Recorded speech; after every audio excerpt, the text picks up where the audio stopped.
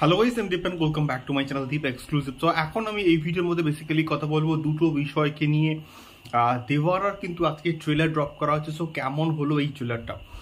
তো দেওয়ারাকে নিয়ে আমাদের এক্সপেকটেশন কিন্তু এটা হাই লেভেলে ছিল, মানে প্রচণ্ড ভালো একটা কাজ হবে। জুনিয়র এনটিআর, তারপরে সৈফ আলি খান রয়েছে এবং সৈফ আলি খানকে অ্যাজ ভিলেন রূপে দেখতে আমরা আশা করছিলাম যে প্রচণ্ড ভালো কিছু একটা কাজ হবে। বাট টু বি অনেস্ট আমি বলছি, আমার কিন্তু ট্রেলারটা সেই লেভেলের কিন্তু লাগেনি।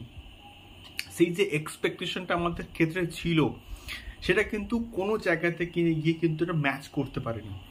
মানে যদিও ভিএফএক্স এর কাজ প্রচণ্ড ভালো এবং সমুদ্রের মাঝখানে যে শটগুলো আছে, রাতের অন্ধকারের মধ্যে যে শটগুলো রয়েছে, সেই শটগুলো অবশ্যই প্রমিসিং লাগছে।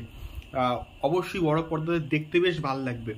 কিন্তু কোনো একটা দিক থেকে আমার মনে হচ্ছে যে কোনো একটা জায়গাতে খামতি রয়ে গেছে এবং অনিরুদ্ধের যে বিজিএমটা ঠিকঠাক সেই স্ট্যান্ডার্ডের যেরকম আমরা প্রিভিয়াসলি পেয়েছিলাম হচ্ছে লিওর ক্ষেত্রে বলো বা অন্যান্য ছবির ক্ষেত্রে বলো, বিজয়ের ক্ষেত্রে বা সেই স্ট্যান্ডার্ডের কিন্তু বিজিএমটা হয়নি, লাগেনি। এবং এখানে জুনিয়র এনটিআরকে অবশ্যই দেখতে ভালো লাগছে।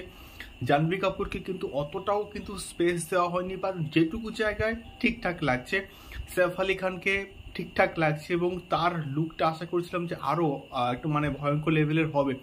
হয়তো সিনেমাটার মধ্যে কিছু সারপ্রাইজেস রয়েছে, সেটা যখন আমরা বড় পর্দায় দেখবো তখন কিন্তু বুঝতে পারবো। বাট স্টিল আশা কিন্তু অনেক বেশি ছিল এই পার্টিকুলার প্রজেক্টটাকে নিয়ে। দেখা যাক কেমন হয় আলটিমেটলি।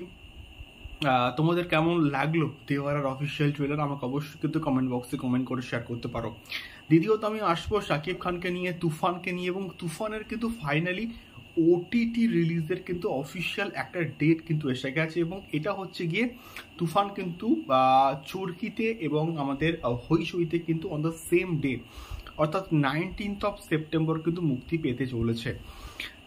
আমরা এটা এক্সপেক্ট করছিলাম যে হয়তো 17th of September চরকিতে এবং হইচইতে মুক্তি পাবে, বাট একদিন পরে অর্থাৎ 19th of September কিন্তু চরকিতে এবং আমাদের হইচইতে কিন্তু তুফান মুক্তি পেতে চলেছে। দেখা যাক কেমন হয় এবং ওটিটি রিসেপশন কেমন হয় শাকিব খানের তুফানের।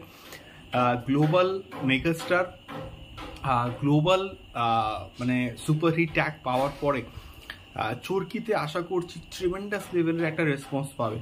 এবং আমাদের এখানে হইচই তো অনেকে তো দেখেনি, অনেকে বড় পর্দায় গিয়ে তুফান দেখেনি, তো এখানেও কিন্তু ভালো রকমের রিসেপশন পাওয়ার কিন্তু আমরা আশা রাখতেই পারি শাকিব খানের তুফানের। দেখা যাক কেমন হয়। তোমাদের কি মতামত এই দুটো বিষয়কে নিয়ে অবশ্যই কিন্তু কমেন্ট করে শেয়ার করো। দেখা হচ্ছে পরবর্তী ভিডিওতে। টাটা।